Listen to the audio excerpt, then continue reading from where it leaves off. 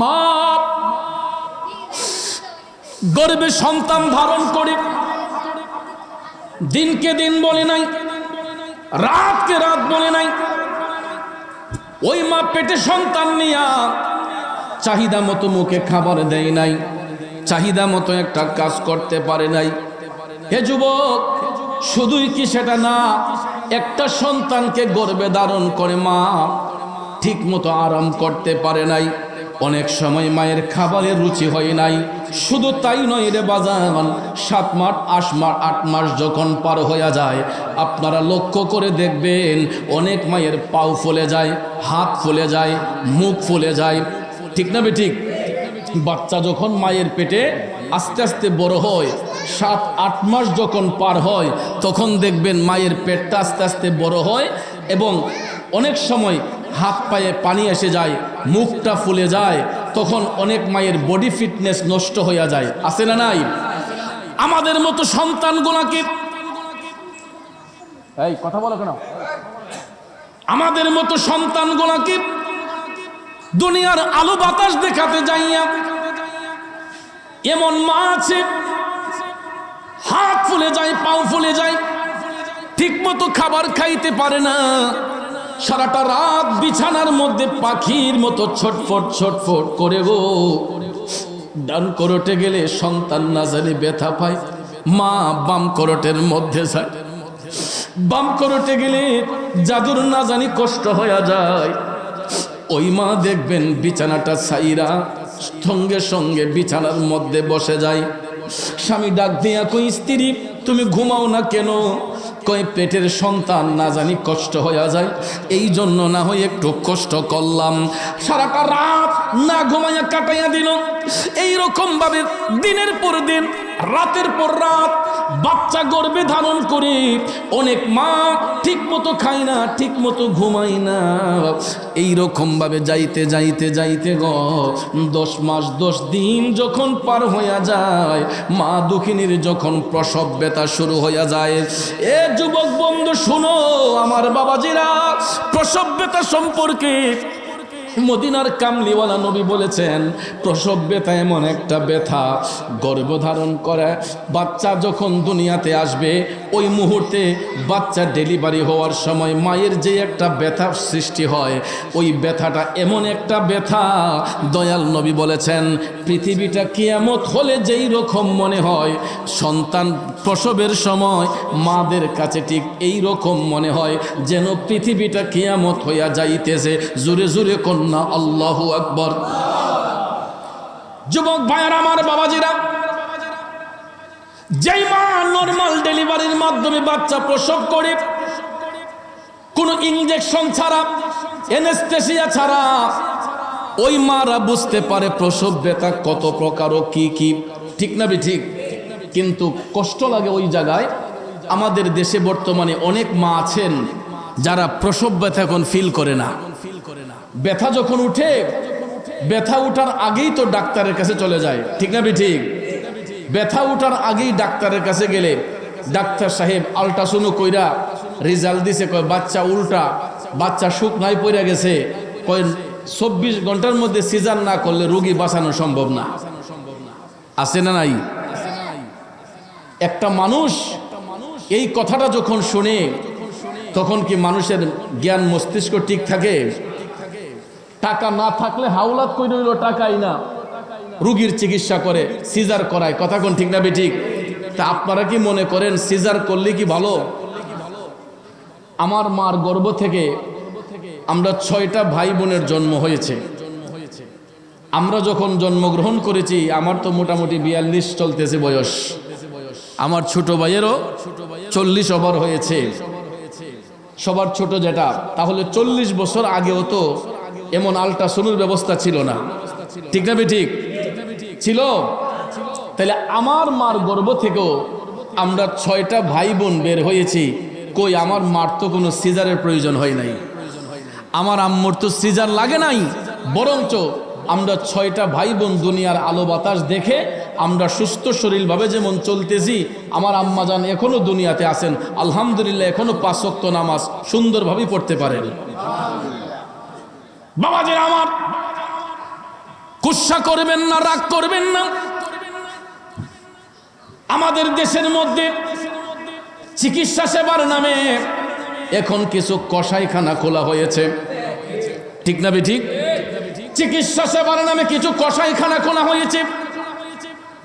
আমি ডাক্তার সাহেবদেরকে সম্মান করি, ইজ্জত করি, আপনাদের প্রতি আমার আন্তরিক শ্রদ্ধা সালাম রইল। কিন্তু ডাক্তার সাহেব, আপনিও তো কোনো না কোনো মায়ের সন্তান। আপনি জেনে শুনে কিভাবে একটা মানুষকে আপনি ধ্বংসের দিকে ঠেলে দিচ্ছেন?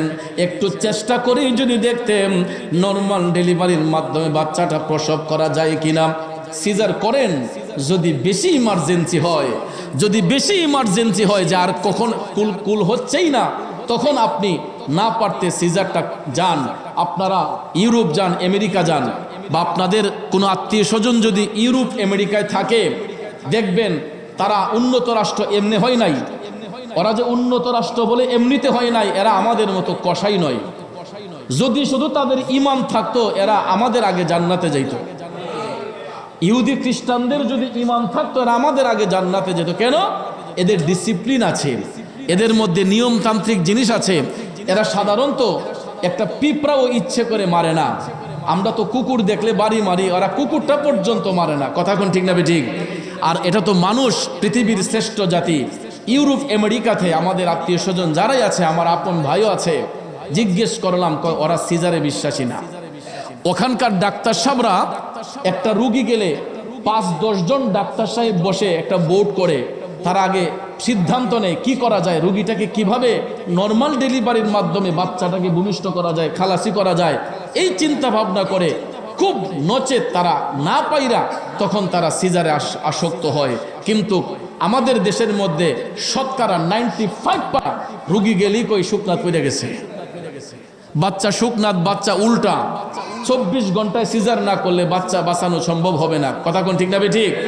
এরপরে দেখেন মা বোনদের কোমরের মধ্যে যে একটা এনেস্থেসিয়া দেওয়া হয়, ইনজেকশন দেওয়া হয়, এটা এমন একটা পাওয়ারফুল ইনজেকশন, অন্তত 6 মাস পর্যন্ত ওই জায়গাটা অচেতন থাকে, কোনো চেত থাকে না ইনজেকশনের পাওয়ারটা। এরপরে দেখবেন এই সিজারের মাধ্যমে বাচ্চা জন্মগ্রহণ করার পরে 40 দিন পর্যন্ত ওই মা একটা ভাতের ডেকচি আলগাতে পারে না। শুধু 40 দিন নয়, দেখবেন সিজারে যারা বাচ্চা প্রসব করেছে ওই মা বোনদের, এরা বয়স কম, বাচ্চা বয়সের হলেও দেখবেন এই যুবতী মা বোনরা অল্প বয়সে সিজারে বাচ্চা প্রসব করার কারণে এরা রোগাক্রান্ত হইয়া একটা ভাতের ডেকচি আলগাইতে পারে না, ভারী বোঝা একটা কাজ করতে পারে না, ঘরের ফ্লোরটা নুয়ে মুছতে পারে না, তাদের কষ্ট হয়। ঠিক না ঠিক? ভাইয়েরা আমার, বন্ধুরা আমার, রাগ করবেন না, গুসা করবেন না। বর্তমান সমাজের মধ্যে অধিকাংশ মা বোনরা প্রসব ব্যথা কি জিনিস এটা বুঝতেই পারে না। কারণ এনেস্থেসিয়া দেওয়ার কারণে, হাই পাওয়ারের ইনজেকশন দেওয়ার কারণে ওই প্রসব ব্যথাটা নির্মূল হয়ে যায়, ব্যথাটা বন্ধ হয়ে যায়। এই জন্য সিজারের মাধ্যমে যারা বাচ্চা প্রসব করে, যেই কারণে রাগ নিবেন না, গুসা নিবেন না, অধিকাংশ মা বোনরা 1-2টা বাচ্চা রাইখা এরা স্বামীর সংসার ছেড়ে চলে যায়। ঠিক না বেটি? কারণ বাচ্চার দূরত্ব বুঝে না, বাচ্চা জন্ম দেওয়াতে কত কষ্ট ওই মাটা বুঝতে পারে না। কারণ তার প্রসব ব্যথাটা সে ইনজেকশন দিয়ে নির্মূল করে ফেলেছে। সিজারের মাধ্যমে বাচ্চা প্রসব হয়েছে, কত কষ্টে যে বাচ্চাটা এসেছে এটা পর্যন্ত ওই মারা টের পায় না। এই জন্য সিজারে বাচ্চা প্রবেশ করার কারণে অধিকাংশ মা বোনরা বাচ্চাদের প্রতি সুনজর থাকে না।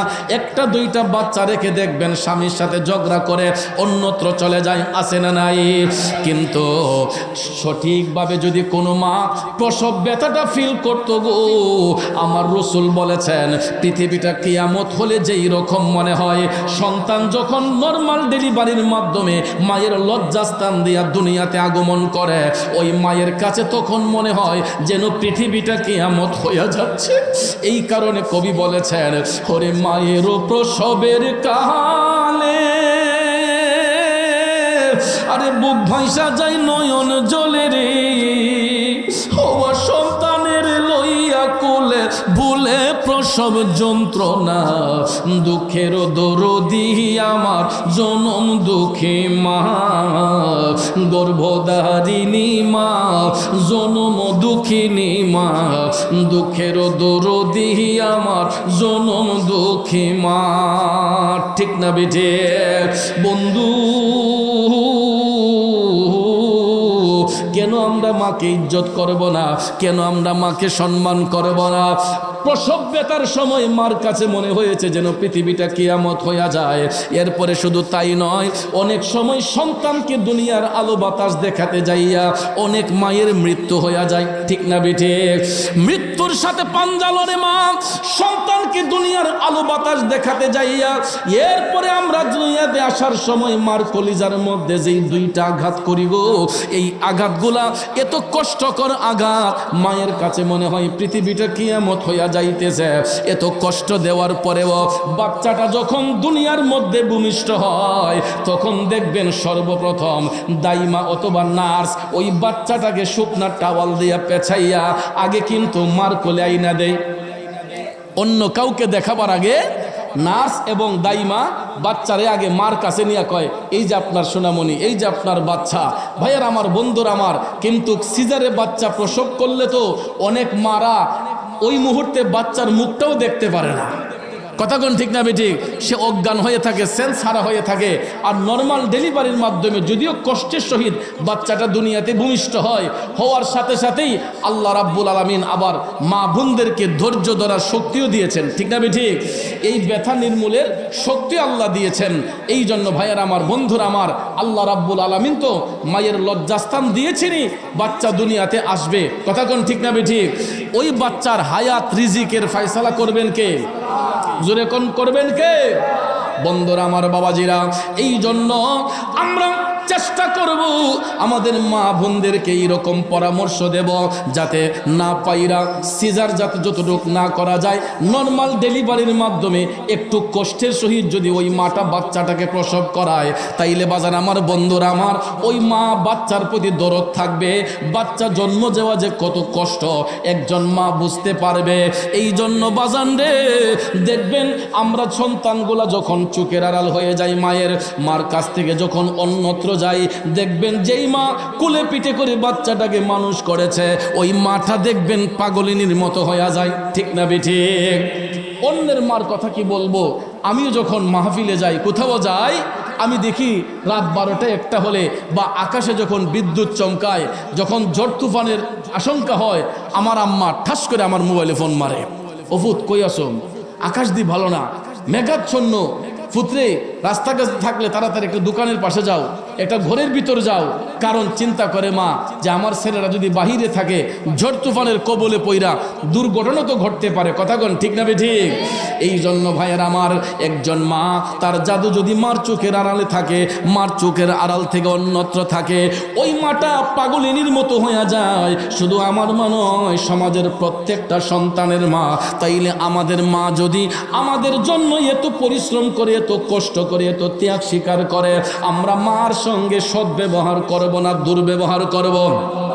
এই জন্য যুবক ভাইয়ের আমার, আপনাদের পায়ে হাত ধরে বলে যাব, যাদের ঘরে মা আছে গো, একটা কথা মনে রাখবেন, আমার রসুল বলেছেন, যেই ঘরের মধ্যে মা আছে ওই ঘরে আল্লাহর জান্নাত আছে, যেই ঘরের মধ্যে বাবা আছে ওই ঘরের মধ্যে আল্লাহর রহমত আছে। এই জন্য যুবক, যাদের ঘরে মা বাবা আছে, আল্লাহর রহমত আছে, আল্লাহর জান্নাত আছে, এই রহমত জান্নাত ঘরের মধ্যে রাইখা কোনোদিন এই দুইটা জায়গা নষ্ট করবেন না। কারণ ভাই ভাইয়ের শত্রু হয় যদি সম্পদ নিয়ে ভাগাভাগি হয়, বোন ভাইয়ের শত্রু হয় যদি বোনের ফরজ সত্য আদায় করা না হয়, বন্ধু বন্ধুর শত্রু হয় যদি টাকা পয়সার মধ্যে ভাগ বাটোয়ারা হয়। কিন্তু পৃথিবীর মধ্যে দুইজন ব্যক্তি কখনো সন্তানের শত্রু হয় না গো, একজন হলো বাবা, একজন হলো মা। এই দুইটা মানুষ কোনোদিন সন্তানের শত্রু হয় না। এরা সব সময় সন্তানের ভালো চায়, সব সময় সন্তানের উন্নতি চাই। কথা বলেন ঠিক না বেঠে?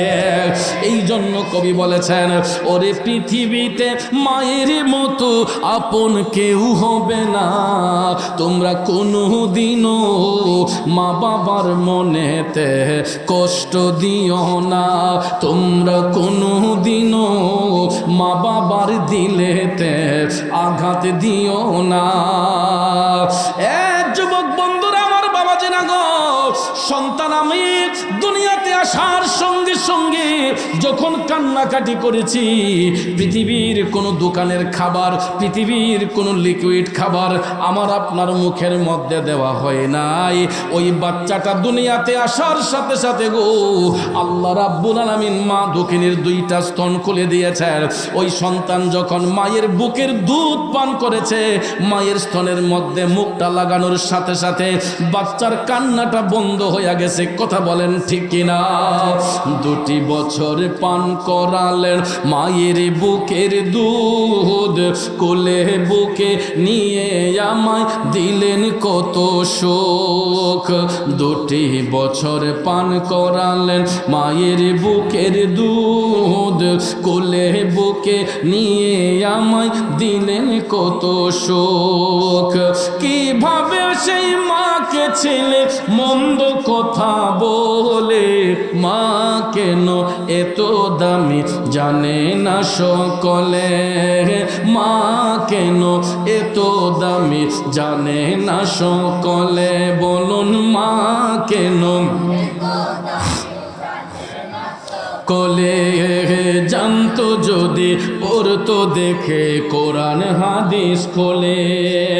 একটি হজের সওয়াব মিলে মাকে একবার দেখিলে, দেখিলে মা কেন এত দামে জানে না সকলে।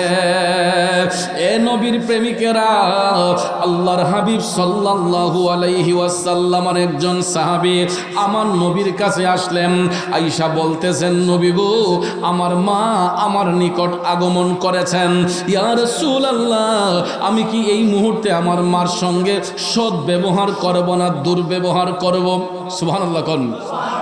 কারণ ওকে এটা হলো যে যেই সন্তান রসুলকে প্রশ্ন করলেন, উনি নবীজির উপর ঈমান এনেছেন, তার মা রসুলের উপর ঈমান আনেন নাই। অর্থাৎ মা হচ্ছেন মুশরিক আর ছেলে হচ্ছে নবীর দিনে এসেছে। ছেলে হচ্ছে মুমিন, মা হচ্ছে বেদিন। ছেলে হচ্ছে সত্য দিনে এসেছে মুসলমান, আর তার মা বেদিন মুশরিক। এই অবস্থায় আল্লাহর হাবিব সাল্লাল্লাহু আলাইহি ওয়াসাল্লামের কাছে এসে জিজ্ঞেস করছেন যে ইয়া রাসূলুল্লাহ, আমার মা তো এখনো বেদিন, আমি তো আপনার দিনে এসেছি নবী গো, আমার মা তো আমার কাছে এসেছেন, আমি কি আমার মার সাথে সৎ ব্যবহার করব না দুর্ব্যবহার করব? আল্লাহর হাবিব সাল্লাল্লাহু আলাইহি ওয়াসাল্লাম ডাক দিয়া বললেন, উম্মত, অবশ্যই তুমি তোমার মার সাথে সৎ ব্যবহার করবা। কেন? উনি তোমার গর্ভধারিণী, ওই মার পেট থেকে তুমি ভূমিষ্ঠ হয়েছো। শুধু তাই নয়, রসুল বলেছেন, উম্মত রে, তুমি যদি তোমার ওই মার চেহারার দিকে একবার মায়ার নজরে চাও, তুমি যদি তোমার ওই মার চেহারার মধ্যে একবার মায়ার নজরে চাও, আল্লাহ রাব্বুল আলামিন তুমি সন্তানের আমলের মধ্যে একটা কবুল হজের সওয়াব দান করে দিব। ওরে সম্ভবপুর কান্দাপাড়ার বাবাজিরা, এই জিলকদ মাসে পৃথিবীর বিভিন্ন প্রান্ত থেকে লক্ষ লক্ষ হাজী সাহেবগণ, হাজী সাহেব সাহেবানাগণ মক্কা শরীফ মদিনা শরীফ যাচ্ছেন। আমাদের বাংলাদেশ থেকেও হাজার হাজার হাজী সাহেবরা ইতিমধ্যে চলে গেছেন। ঠিক না ঠিক? প্রতি বছর আমাদের দেশ থেকেও লক্ষ লক্ষ মানুষ মক্কা শরীফ মদিনা শরীফ যান। কেউ উমরা করতে যান, কেউ বড় হজ করতে যান। কথা কোন ঠিক কিনা? আপনারা বলেন, মিনিমাম উমরা করতে হলেও এখন 1.5-2 লাখ টাকা লাগে, আর বড় হজ করতে গেলে কমপক্ষে 5.5 থেকে 6 লক্ষ টাকা, নিচের মধ্যে, উপরে আরো বেশি লাগে। কথা কোন ঠিক না ঠিক? 6 লক্ষ টাকার কম হজ করা সম্ভব হয় না।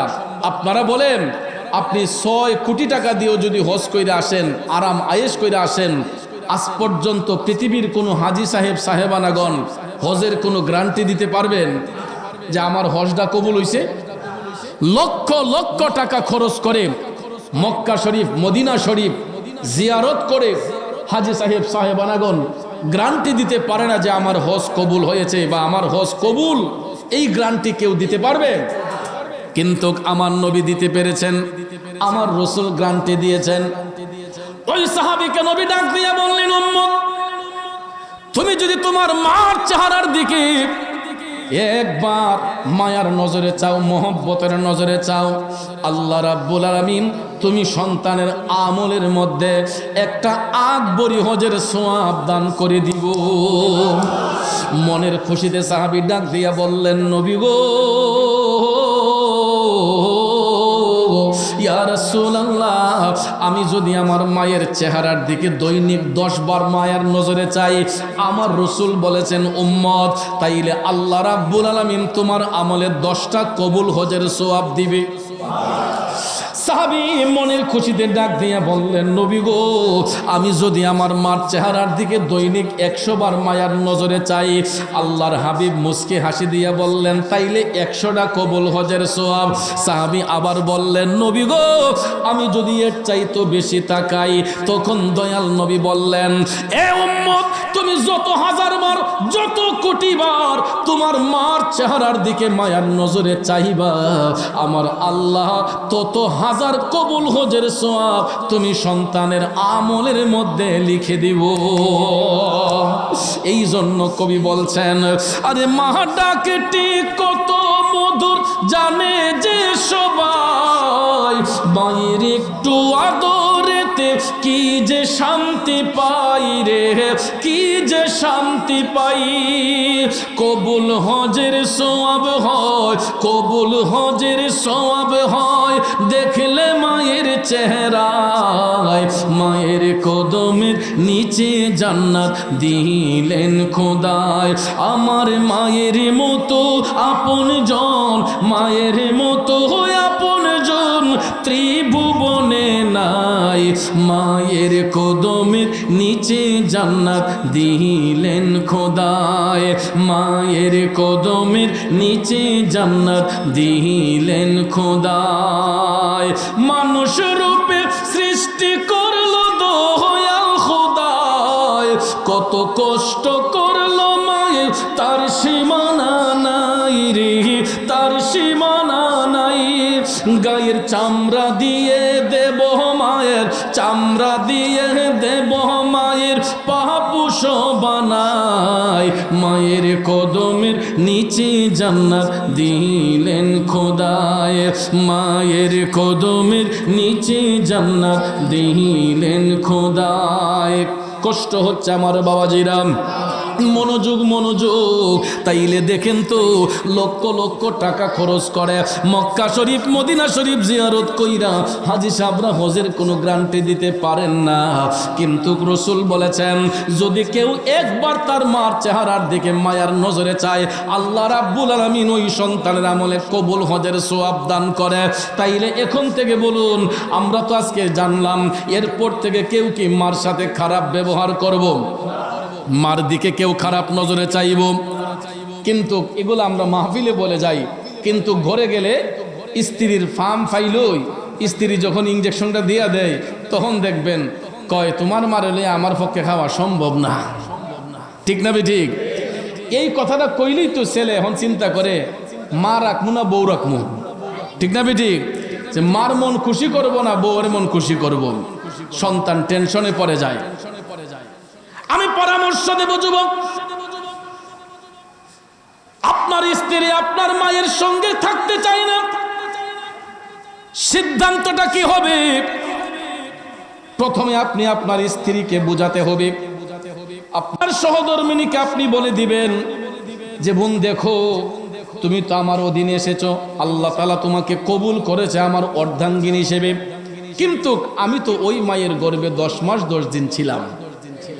ভূমিষ্ঠ হওয়ার পরে আমার মা আমাকে আদর যত্ন করছে, আমার পিছনে আমার মা বাপ লাখ লাখ টাকা খরচ করছে, তারা আমাকে অনেক স্বপ্ন বুকে ধারণ করে আমাকে বড় করেছে।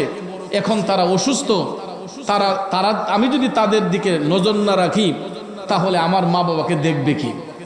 এরকম ভাবে বুঝাবেন আপনার স্ত্রীকে, আপনার অতীতের কথাগুলো আপনার স্ত্রীকে বলবেন।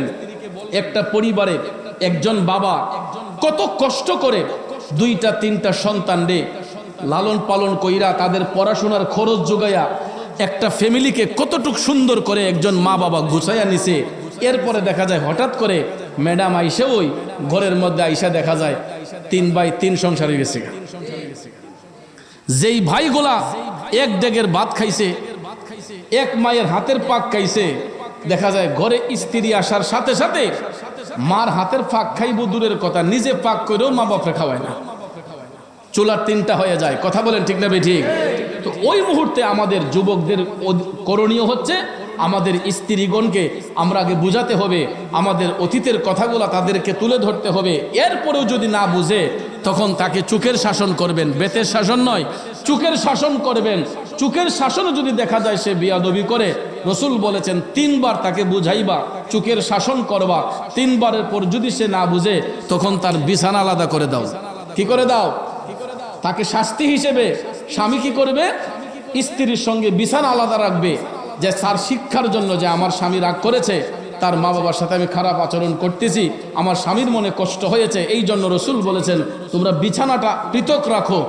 এরপরও যদি সে তোমার কথার অবাধ্য চলে, শ্বশুর শাশুড়ির সাথে বিয়াদবি করে, তাকে ভালো করার জন্য মৃদু প্রহার করো। মৃদু প্রহার মানে কি ঠাস ঠাস করে বাইরে দেওয়ার না, আলের ফাজুন দিয়ে বাইরে নি না, তাকে মৃদু প্রহার করতে হয়। অর্থাৎ চোখের শাসনে না মানলো, বিছানা আলাদা করেছেন তখনও না মানছে, এরপরে না মানছে, তখন রসুল বলেছেন তাকে মৃদু প্রহার করো। অর্থাৎ হালকা কিছু ভয় দেখিয়ে, বেত্রাঘাতের ভয় দেখিয়ে তারপরে সে শুদ্ধ হয়ে যায়। এরপরে যদি না মানে তখন ভাইয়ার আমার ওই স্ত্রীকে আর রাখবেন কিভাবে?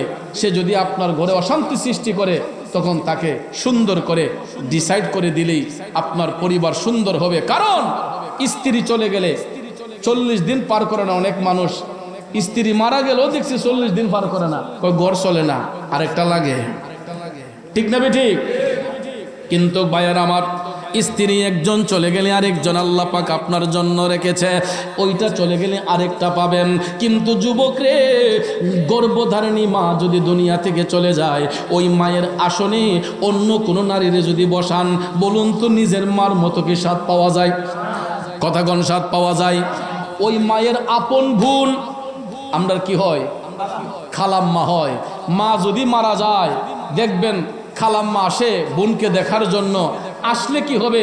খালাম্মারে যদিও জড়াইয়া ধইরা কান্দি, খালাম্মা গো তোমার বোন গেছে, আমার মা চলে গেছে, কিন্তু নিজের মারে ধইরা, নিজের আপন মারে জড়াইয়া ধইরা যে একটা তৃপ্তি পাওয়া যায়, মার আপন বোন আমার খালাম্মা, খালাম্মারে ধইরা কি এই আরাম পাওয়া যাবে? মার মতো স্বাদ পাওয়া যাবে? কারণ মার মতো তুলনা কেউ হয় না, মার মতো তুলনা কারো হবে না। এই জন্য যুবক, স্ত্রী মারা গেলে স্ত্রী পাওয়া যায়, স্ত্রী চলে গেলে আরেকটা পাওয়া যায়, কিন্তু মা যদি চলে যায় রে বন্ধু, ওই মার আসনে অন্য কোনো নারী পুরুষকে বসাইলে নিজের মার মতো স্বাদ পাওয়া যাবে না।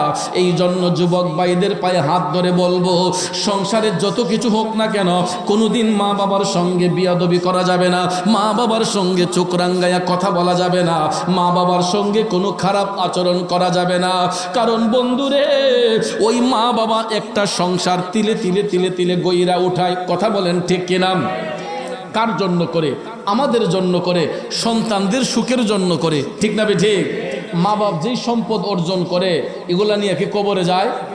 তার ছেলেটা যাতে ভালো থাকে, যে আমি মরলে যাই করসফুত, আমি থাকিয়া তোর একটা ভালো জায়গা দিয়ে যাই, ভালো একটা জায়গা সেটিং করে দিয়ে যাই, যাতে আমি মারা যাবার পরে তুই আমার না বহস যে আমার বাপে কিছু করছে না। এই জন্য সংসারের প্রত্যেকটা মা বাবা চিন্তা করে তার বাচ্চাটারে কিভাবে গাইডনেস করা যায়, কিভাবে তার একটা ভবিষ্যৎ সুন্দর করা যায়, এই রকম চিন্তা ভাবনা কইরা প্রত্যেকটা মা বাবা যার যার অবস্থান থেকে তাদের বাচ্চাদের জন্য খেয়াল চিন্তা ভাবনা কইরা যায়। কথা কোন ঠিক না ঠিক? এখানে আমি একটা কথা আপনাদেরকে বলবো, ওই বাচ্চার ভবিষ্যৎ সুন্দর করবেন, ভালো কথা।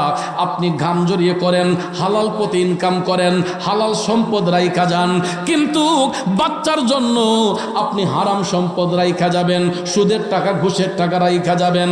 বাজানো পায়ে হাত ধরে বলছি রাগ করবেন না।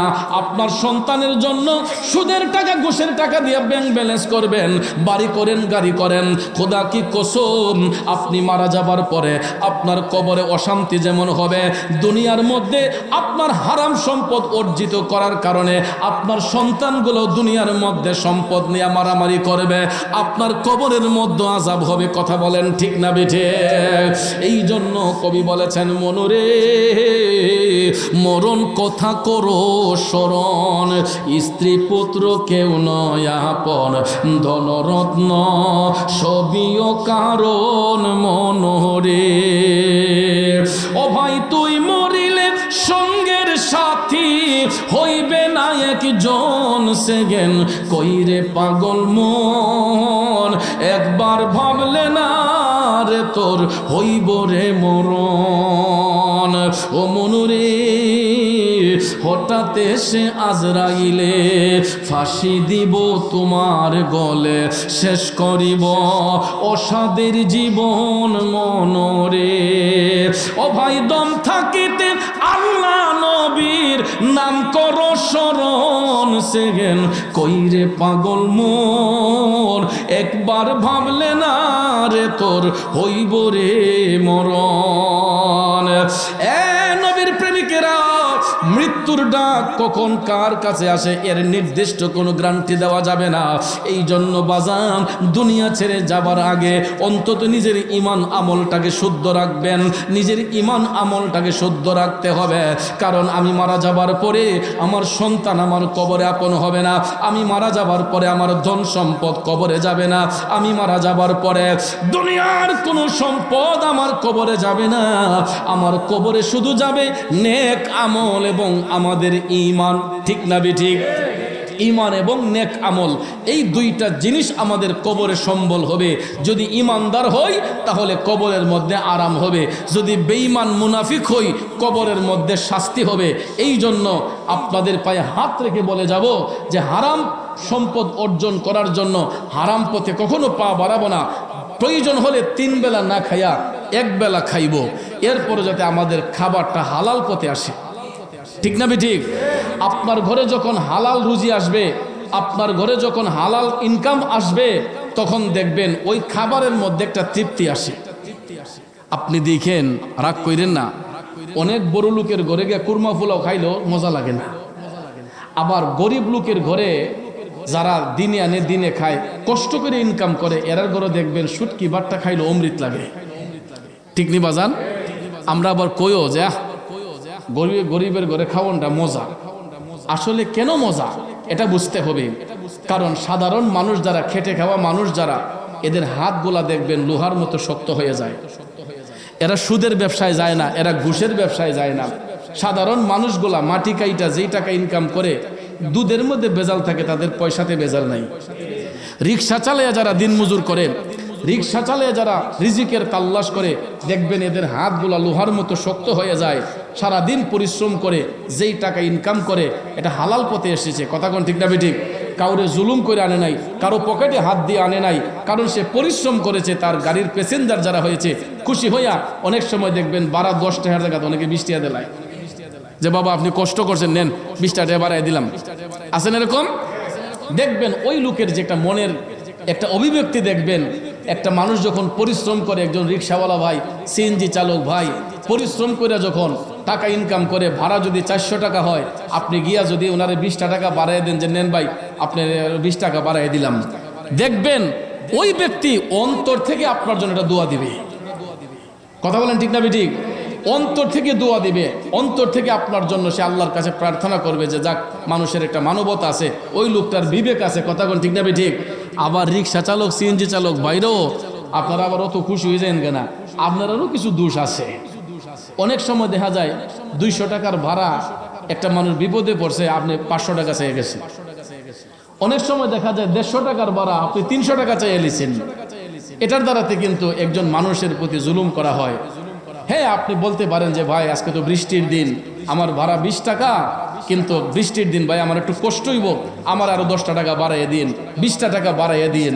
এরকম কম্প্রোমাইজের মাধ্যমে সৌহার্দ্যের মাধ্যমে যদি ইনকামিং সোর্সটা হয়, তাহলে ক্রেতা এবং বিক্রেতা উভয়ের মধ্যে যখন ভালোবাসা থাকে তখন দেখবেন ওইটাতে আর কোনো কষ্টের কোনো বিষয় থাকে না। আমার কথায় কি আপনার অসুবিধা হচ্ছে বুঝতে?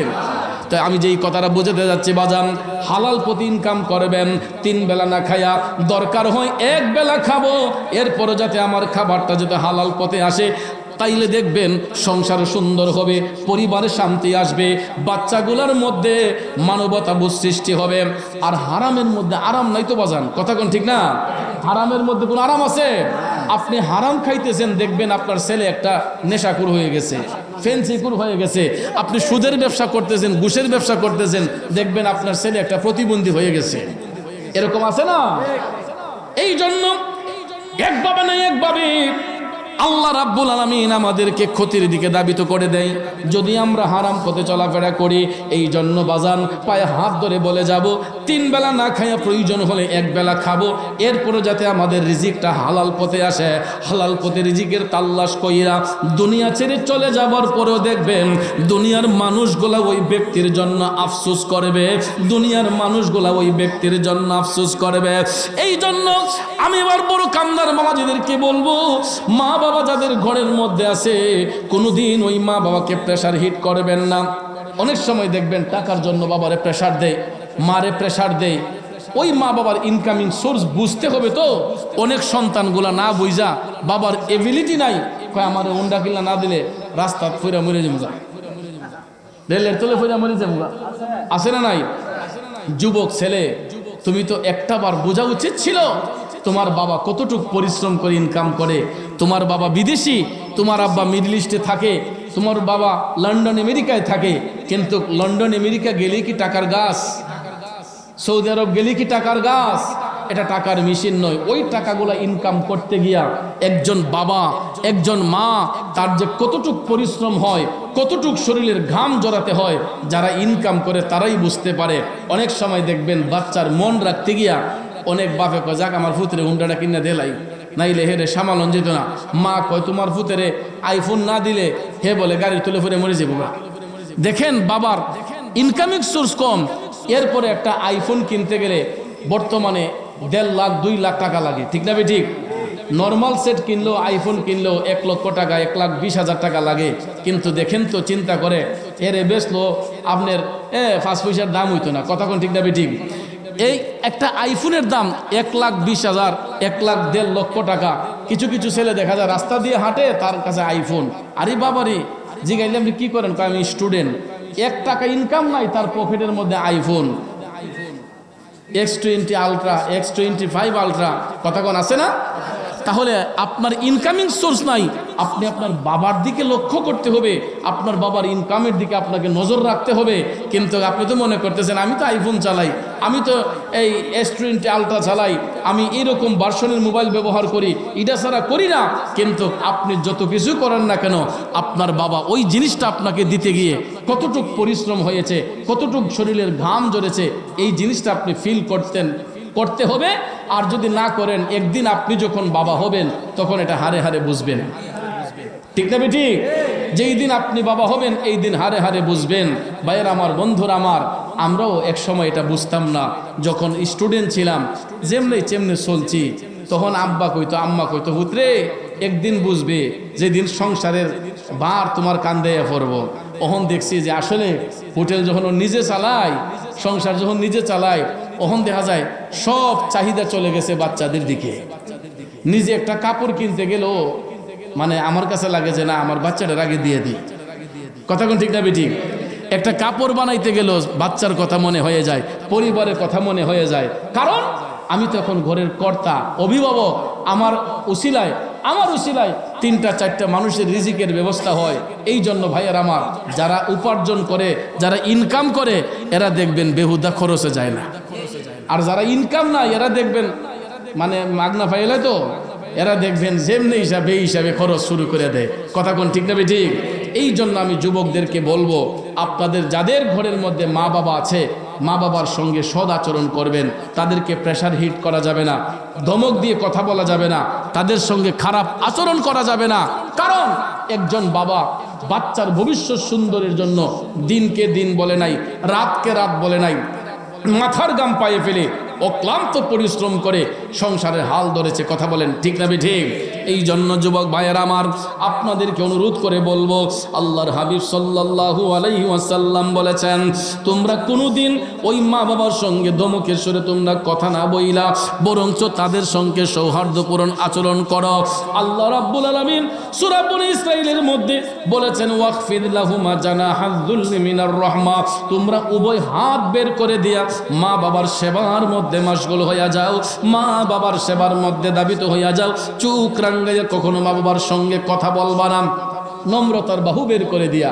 আল্লাহ বলছেন, তোমরা নম্রতার বাহু অর্থাৎ ভালোবাসার হাত বের করে দিয়া তোমার মা বাবার সেবার মধ্যে মশগুল হয়ে যাও।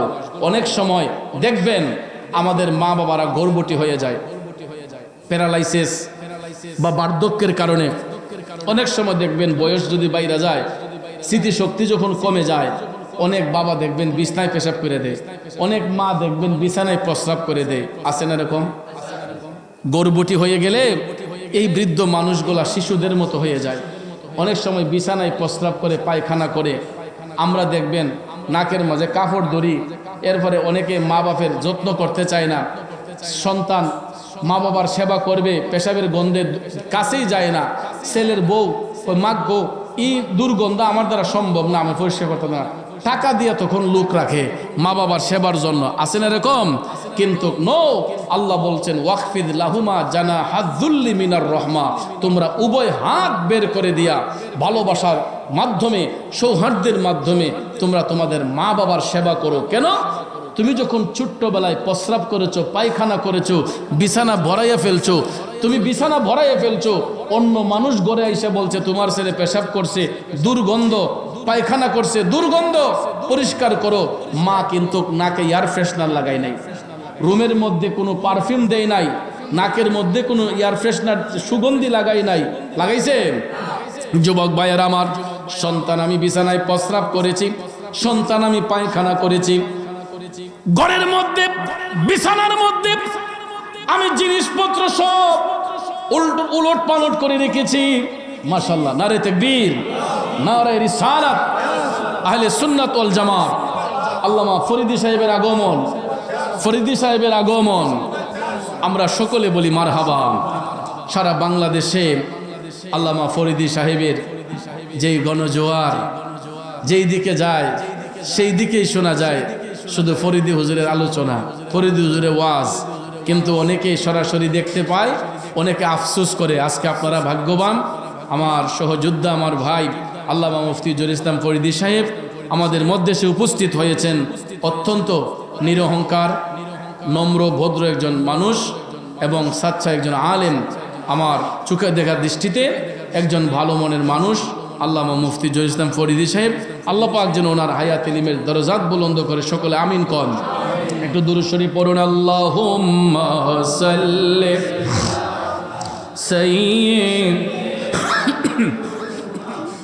সাইয়্যিদিনা বিয়ানা মাওলানা মাওলানা বি শাফি।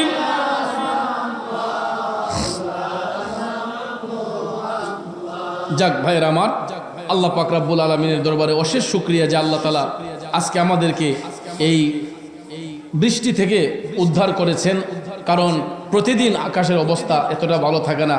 এই দুর্যোগ প্রতিকূলতার কারণে আমাদের অনেক কৃষক ভাইদের ফসলি জমিগুলা ধূলিসাৎ হয়ে গেছে, পানিতে তলিয়ে গেছে। কৃষকরা অনেকেই আপনার কেউ হার্ট অ্যাটাক করে ফেলেছে, আমি সোশ্যাল মিডিয়াতে দেখেছি। তো এই বৃষ্টির কারণে অনেক মানুষের ফসল ক্ষতিগ্রস্ত হয়েছে। কারণ কৃষকরা যদি চাষাবাদ না করত এবং এই ধান যদি ভালো করে না ফলে, তাহলে আমরা রিজিক পাবো কোত্থেকে? তো এটাও আল্লাহর পক্ষ থেকে আমাদের জন্য হয়তো কোনো বড় ধরনের একটা আযাব আল্লাহ পাক আমাদেরকে দান করেছেন। আমরা এটা আল্লাহর কাছে বিনয় করে আমরা শুকরিয়া আদায় করি যে আল্লাহ তুমি আমাদেরকে রিজিক দিয়ে কষ্ট দিও না। কারণ রিজিক দেওয়ার মালিক আল্লাহ, রিজিক নেওয়ার মালিক আল্লাহ। দেখেন কৃষকরা এত সুন্দর করে চাষাবাদ করেছে, সার, খোল, পানি সেচ কোনো দিকে ত্রুটি রাখে নাই, সব দিকে তারা পরিপূর্ণ করে আজকে চাষাবাদ করছে, ফসল কাটবে ওই মুহূর্তে আল্লাহ রহমতের বৃষ্টি পাঠিয়ে দিছে। কেউ কি আটকাতে পারছে? আটকাতে পারছে? তুমি রাখো কি বা মারো এই দয়া করো, থাকিতে যেন তোমায় না ভুলি। আল্লাহ তাআলা দিতে পারে, আল্লাহ নিতে পারে, আমরা এর জন্য আফসোস করি না। আল্লাহ রাব্বুল আলামিন আমাদেরকে রিজিক হয়তো দ্বিতীয় বেশি, আল্লাহ তাআলা আমাদের রিজিক দিয়া একটু আমাদেরকে পরীক্ষা করেছেন। আমরা নৈরাশ নয়। আল্লাহ যদি আমাদেরকে উপাস রাখতে চায় রাখুক, এটা আল্লাহর ইচ্ছা। আল্লাহ যদি আমাদেরকে রিজিক দিয়ে রাখতে চায় এটাও আল্লাহর ইচ্ছা। কারণ করোনা মহামারী গেছে, কেউ কি উপাস থাকছে? আল্লাহ সবার ঘরেই ব্যবস্থা করে দিয়েছে। তো ইনশাআল্লাহ কৃষক ভাইদেরকে বলবো, মনে কোনো কষ্ট নেবেন না, ধৈর্য ধারণ করেন, আল্লাহর কাছে শুকরিয়া আদায় করেন, ধৈর্য ধারণ করেন। আল্লাহ রাব্বুল আলামিন হয়তো এবার দেন নাই, আগামীতে আমাদের জমিতে আরও ফসল আল্লাহ ভালো দিতে পারে। কথা কোন ঠিক না ঠিক? তো যাক ভাইয়ের আমার, বন্ধুরা আমার, তো যেই কথাটা আমি বলেছিলাম, ফরিদি ভাই চলে এসেছেন, যে মা বাবা যখন সন্তানের পেশাব পায়খানা পরিষ্কার করে তখন নাকে কিন্তু পারফিউম লাগায় না, আতর লাগায় না। তো আমাদের মা বাবা যখন আমাদের চোখের সামনে বার্ধক্যের বয়সে গিয়ে বিছানায় প্রস্রাব করবে, পায়খানা করবে, আমরা কেন অজুহাত দেখাবো, কাজের মানুষ রাখবো? আল্লাহ তাআলা বলছেন, ওয়াকফিদ লাহুমা জানাহাদ যুল্লি মিনার রহমা, তোমরা উভয় হাত বের করে দিয়া মা বাবার সেবা করো, চোখ রাঙ্গায় কথা বলবা না। তো আমাদের মা বাবা যদি বিছানার মধ্যে পড়ে যায়, আমার স্ত্রী করুক বা না করুক এটা দেখার বিষয় নয়, আমি তো আমার বাবার সন্তান, মায়ের সন্তান, আমার দুই হাত দিয়া আমি মা বাবার পেশাব পায়খানা পরিষ্কার করব, এতে কোনো অসুবিধা আছে? আল্লাহ রাব্বুল আলামিন যেন আমাদেরকে এই সহি বুঝদান করে এবং প্রত্যেককেই যেন মাতা পিতার খেদমত করার তৌফিক দেন। যাদের ঘরে মা বাবা নাই, আল্লাহ যেন আমাদের মা বাবার কবরটাকে জান্নাতের বাগান বানিয়ে দেন এবং দয়াল নবীর নূর মুবারক দিয়ে যেন তাদের কবরকে আলোকিত করে দেন। সবাই বলেন আমিন। তো আমি বিশেষ করে আবার মুবারকবাদ জানাই আল্লামা হাফিজ আমির হোসেন রায়পুরী সাহেবকে। উনি ওনার সুচিন্তায়, সুপরামর্শে, আপনাদের সহযোগিতায়, এলাকাবাসীর সহযোগিতায় আজকে এত সুন্দর পরিবেশ করেছেন। ছাত্রদের পাগড়ি পরিধান করা হবে। আপনারা এই অনুষ্ঠানে এসেছেন, এই প্রোগ্রামে এসেছেন, আমি অন্তর থেকে আপনাদেরকে মোবারকবাদ জানাই। সেই সাথে যারা পাগড়ি পরিধান করবে হাফেজ ছাত্রদেরকে আমি মোবারকবাদ জানাই, কারণ এরা তাদের মায়ের গর্বিত সন্তান, এরা তাদের উস্তাদের ইজ্জত রক্ষা করেছে, এলাকার সম্মান রক্ষা করেছে, ঠিক কিনা? এবং যারা তাদেরকে লজিংয়ের ব্যবস্থা করে দিয়ে, লজিংয়ে খাইছে না, বোর্ডিংয়ে দুইজন আর একজন লজিংয়ে খাইছে, যারা লজিং দিয়েছেন, লজিংয়ে খাইয়া যারা পড়াশোনা করছে, ওই লজিং মাস্টার আজকে ধন্য। আপনার ঘরে দুমুঠো ডাল ভাত খেয়ে একটা ছেলে কোরআনের হাফেজ হয়েছে, এটাও আপনার একটা উত্তম সফলতা। এই উসিলায় হয়তো আল্লাহ পাক আপনাকে পরপারে নাজাত দিতে পারে, ঠিক না? ঠিক। তো যাক, আল্লামা ফরিদি সাহেব এসেছেন, আমরা আপনাদেরকে হাফেজ আমির হোসেন রায়পুরী সাহেব হয়তো উনি ওনার পরিচালনায় হাফেজ ছাত্রদের পাগড়ি দিবেন। আমার অগোছালো কথায় কেউ কষ্ট পেয়ে থাকলে কষ্ট নেবেন না, তরিকতের স্বার্থে, সুন্নিয়তের স্বার্থে বলবো, সবাই ভালো থাকবে।